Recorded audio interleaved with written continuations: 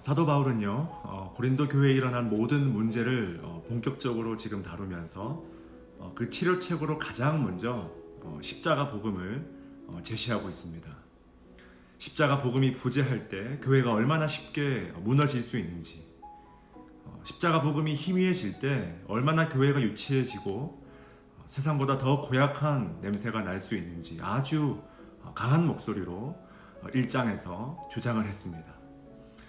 그래서 십자가에 대한 선포를 이제 고린도 교회를 향하여서 선포했다면, 적용했다면, 이제 2장을 시작하면서요, 사도 바울은 자신이 행하는 이 목회 사역과 선교 사역 가운데 십자가에 대한 선포가 얼마나 깊숙이 녹아져 있는지를 말하고 있다는 거예요. 저는 이 부분을 묵상하면서요, 십자가는 우리 그리스도인이 예수의 이 복음에 대해서 말할 때 그 내용뿐만이 아니라 이를 말하는 방식, 이를 말하는 태도, 또 이를 말하는 어떤 자세까지 규정하고 있구나, 그런 깨달음을 가지게 되었습니다.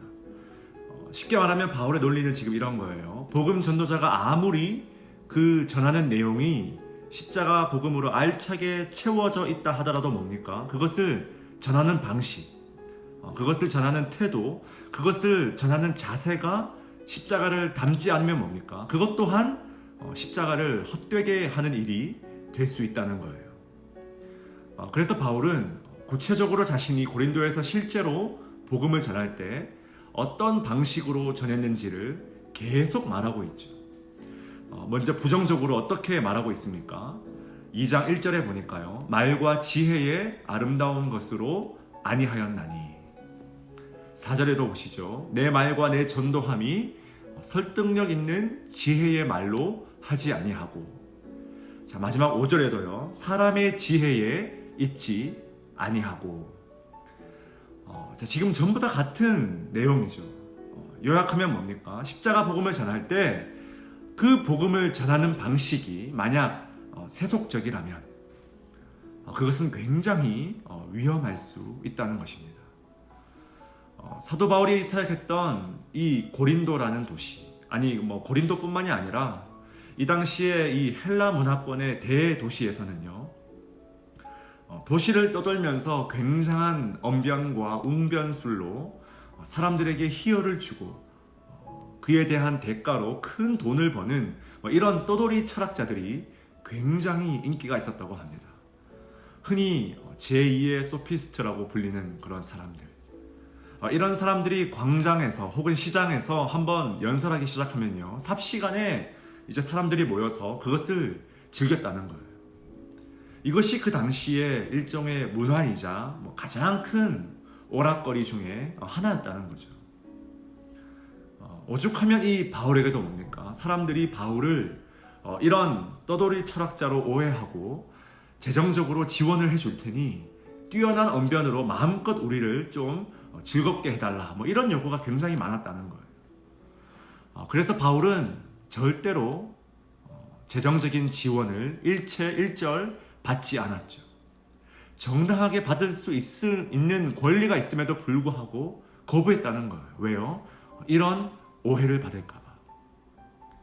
더 나아가서 뭡니까? 십자가 복음을 단순히 오락거리로 전락시킬 수 없다는 바울의 이 집요한 영적인 뚝심. 그래서 바울은 자신이 십자가 복음을 전할 때요, 2절 말씀에 보니까 예수 그리스도와 그가 십자가에 못 박힌 것 외에는 아무것도 알지 아니하기로 작정했다. 이 말은요, 내가 다른 모든 세상의 지식들을 다 버린다, 이런 의미가 아니라 나는 절대로 복음 외에 억지로 어떤 유머를 덧붙여서, 복음 외에 어떤 인위적으로 사람을 감동시킬 수 있는 억지스러운 장치를 덧붙여서 전하지 않겠다는 자신만의 다짐이라는 거예요.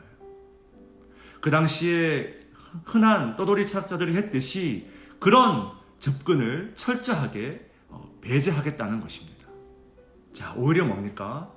3절에 보니까 약하고 두려워하고 심히 떠는 방식으로, 다른 많은 떠돌이 철학자들이 자신 있게 막 청중을 들었다 놨다 하면서 자신의 메시지를 전했다면 이것은 바로 십자가 앞에 선 자의 방식이죠. 예수님이 겟세마네 동산에서 여러분 십자가를 앞두고 철저하게 기도하면서 보여주었던 방식 아닙니까? 십자가 복음을 전하는 자라면, 십자가 설교를 듣는 자라면 이런 태도가 너무나 중요하다는 거예요. 바울의 이런 메시지는요, 사실 오늘날 이 시대의 교회들에게 더욱더 큰 울림을 주는 메시지임에 틀림이 없습니다. 점점 갈수록 화려한 조명 없이는 설교할 수 없고 또 예배할 수 없는 그리스도인들이 점점 늘어날 거예요. 점점 갈수록 훌륭한 세션의 찬양팀이나 매력적인 설교자의 설교 없이는 이 마음이 조금도 움직이지 않는 강팍한 심령들이 더 많아질 거예요. 더구나 뭡니까? 이제는 유튜브 시대죠. 세련된 영상, 깔끔한 편집, 우리의 눈을 사로잡는 이 미디어에 투자하지 않으면 이제 교회는 뒤처질 것이다. 누구나 그렇게 지금 예상을 한다는 거예요. 사랑하는 여러분, 이것은 물론 설교자들이 가장 먼저 가슴에 새겨야 할 메시지이지만요.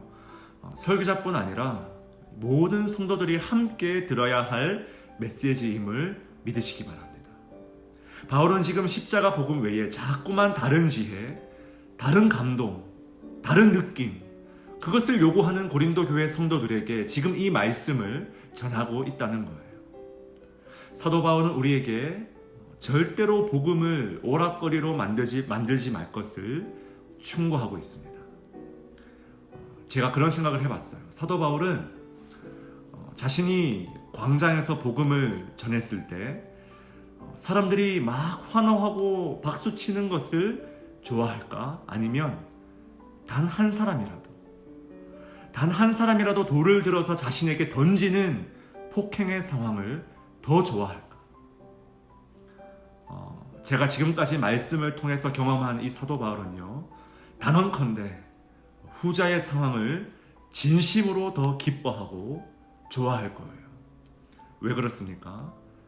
십자가 복음은 단순히 오락거리로 즐기며 내 자아나 만족시키는 그런 종류의 메시지가 절대로 아니라는 거예요. 최소한 폭행은 뭡니까? 복음에 대한 솔직한 영혼의 반응이죠. 사도 바울 자신이 바로 예전에 그런 사람이었다는 거예요. 그러나 그곳에 성령의 나타나심과 능력이 일어나면 절대로 우리 인간이 인위적으로 조작할 수 없는 하나님의 일하심이 풍성하게 그 현장에서 일어난다는 것입니다. 이처럼 십자가 복음은 언제나 우리에게 본질을 되새기게 합니다. 설교자에게 설교의 본질이 무엇인지, 설교를 듣는 회중에게 예배의 본질이 무엇인지, 단순히 복음의 내용뿐 아니라 삶의 태도, 삶의 자세, 삶의 이 마인드셋을 바른 방향으로 붙들어주며 좌로나 우로나 치우치지 않게 하는 기준이 되게 하는 것입니다. 오늘 하루도 이 십자가를 묵상함으로 정도를 걸어가시는 저와 여러분 될 수 있길 예수의 이름으로 간절히 축복합니다. 우리 함께 기도하며 나아갑시다.